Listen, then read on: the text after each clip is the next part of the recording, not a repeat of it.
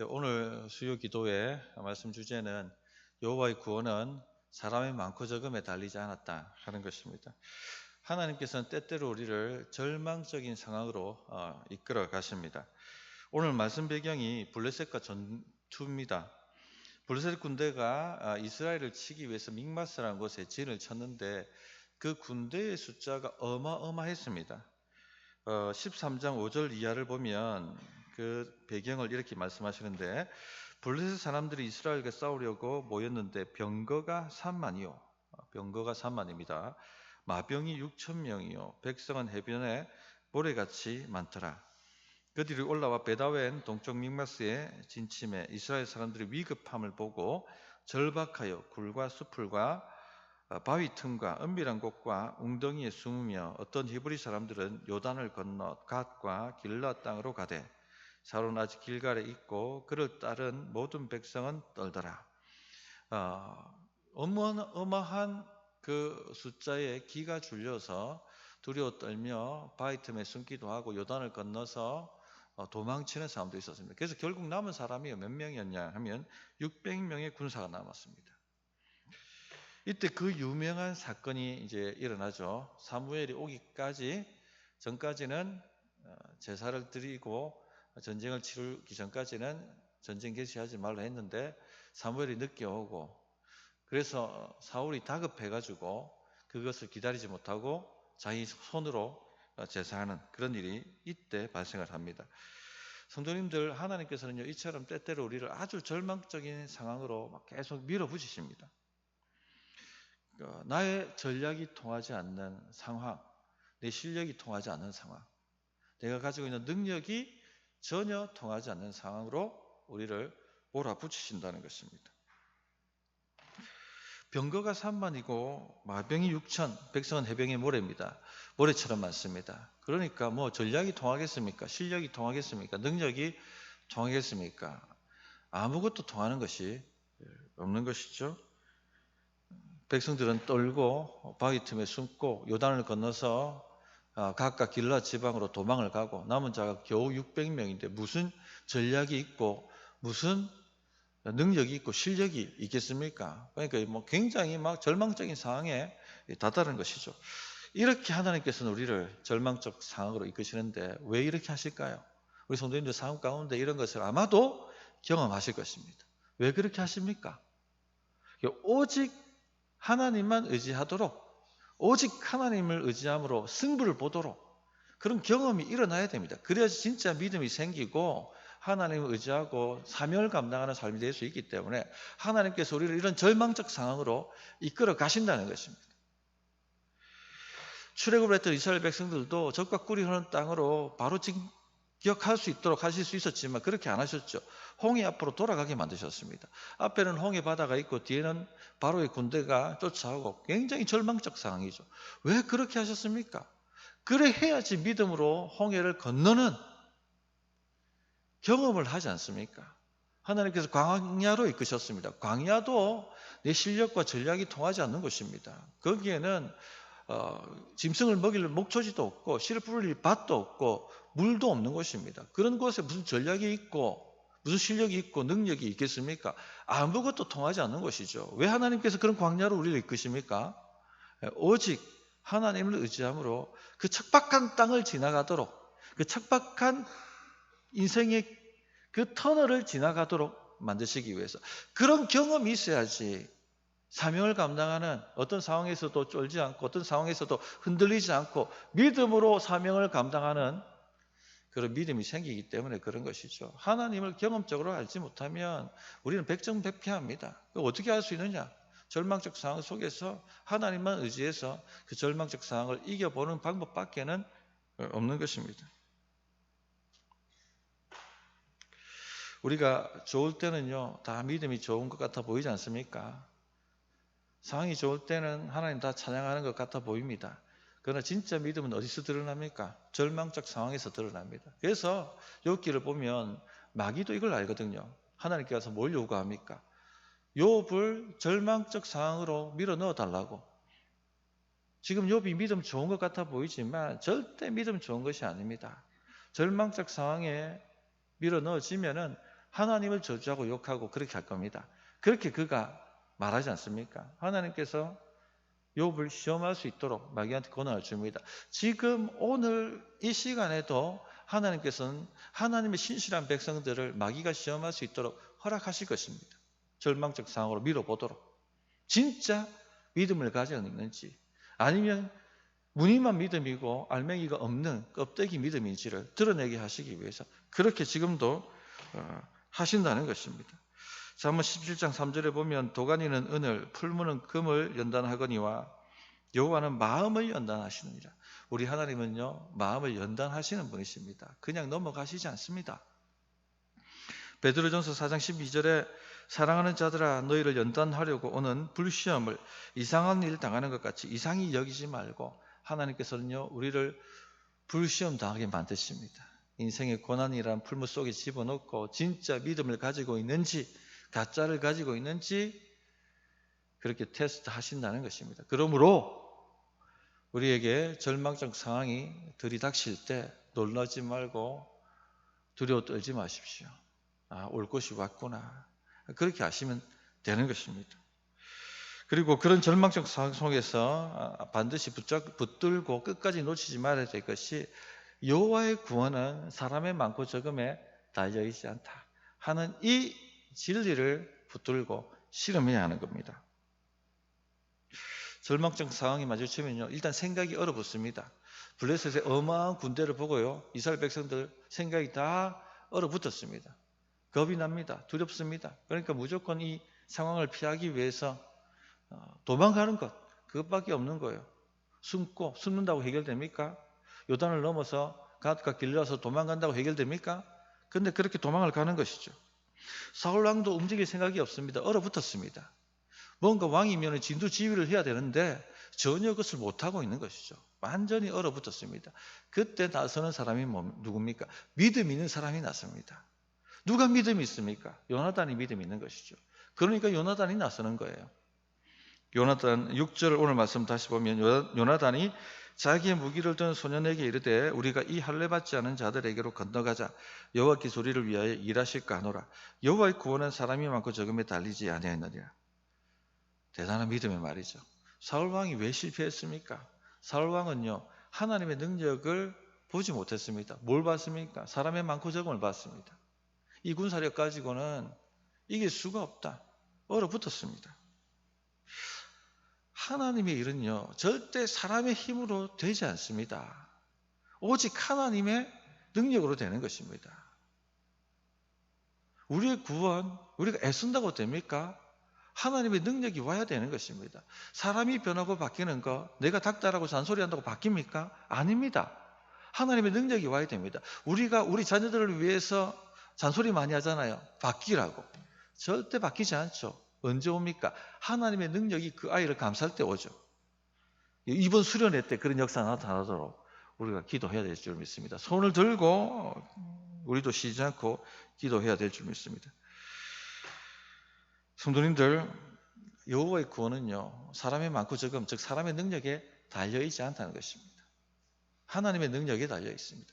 무슨 일이 되려고 한다면은 하나님의 능력이 와야 하는 것입니다. 하나님의 능력이 오면 600명 가지고도 3만 대군을 쳐서 이길 수가 있는 것이죠.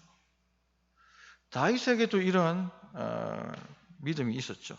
골리앗이 하나님을 모욕하자 모든 하나님의 백성들, 이스라엘 백성들이 숨어서 떨었습니다. 그런데 다윗이 믿음이 충만해서 한 말이 무엇입니까?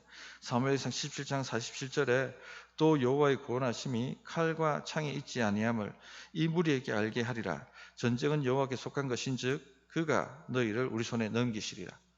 다윗도 똑같은 말을 하고 있는 거죠.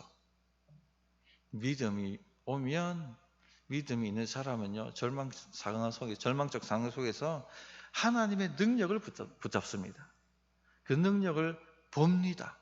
그것을 가지고 승부를 보려고 합니다. 우리 성도님들, 지금 어떤 절망적 상황 속에 있든지 간에 진짜 중요한 것은요 여호와의 구원은 사람의 많고 적음에 달려있지 않다는 것을 믿는 겁니다.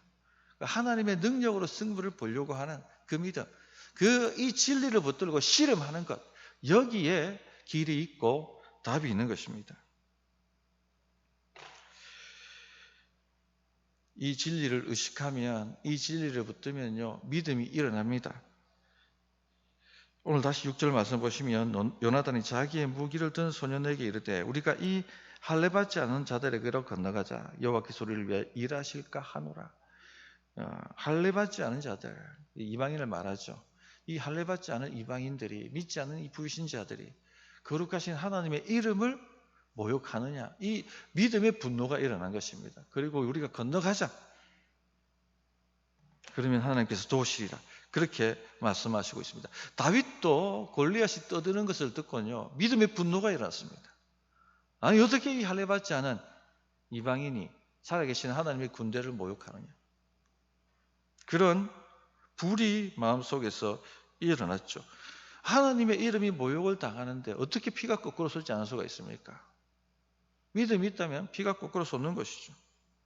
그래서 물맷돌만 가지고 하나님 능력을 믿으니까 골리앗을 잡으러 나갔던 것입니다. 성경을 보면요, 이 믿음의 사람들 다 이렇게 행동했어요. 히스기 왕은 어떻습니까? 사내들이 이 유다를 완전히 정복하기 위해서 예루살렘에 진을 치고 포위를 합니다. 그리고 그가 하나님을 모욕하죠. 여호와를 의지하라 하는 히스기야 말 믿지 마라. 여호와가 어디 계시냐? 여호와가 계셨다면 지금 너희가 형편이 이렇게 되었겠느냐? 하나님께서 아수르를 물리치시고 이 도성을 구원한다고 말하는 그 히스기야의 말을 믿지 마라. 지금까지 구한 도성이 어디 있느냐? 세상을 봐라. 다 넘어갔다. 그러므로 항복하라. 그런 식으로 모욕을 했죠.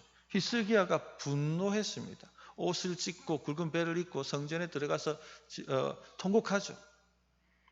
우리를 구원하사 천하 만국이 주 여호와가 홀로 하나님이신 줄을 알게 하소서.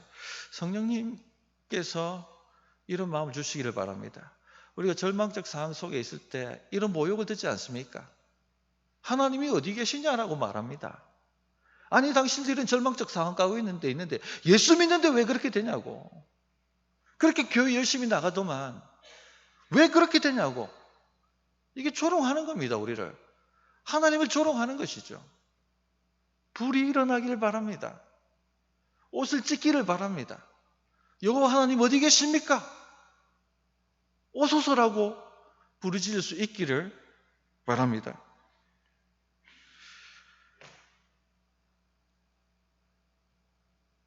그러할 때 참으로 하나님의 능력을 경험하게 되고 하나님의 살아계심을 증거하는 그런 간증이 넘쳐나는 삶이 될 것입니다. 그러므로 절망적 상황 속에서요, 이 여호와의 구원은 사람의 많고 적음에 있는 것이 아니라 하나님께 달렸다는 믿음을 가지고 씨름할 수 있는 성도 되기를 바랍니다. 세 번째요, 믿음으로 행동해야 할 때 행동해야 한다는 겁니다. 자, 기다려야 할 때가 있고 행동해야 될 때가 있습니다. 사무엘이 오기 전에는 전쟁을 개시하지 마라. 사무엘이 와서 제사하기 전에는 전쟁 개시하지 마라. 그러면 뭐 해야 됩니까? 기다리는 것이 믿음입니다. 사무엘이 올 때까지. 그런데 기다리지 못했죠.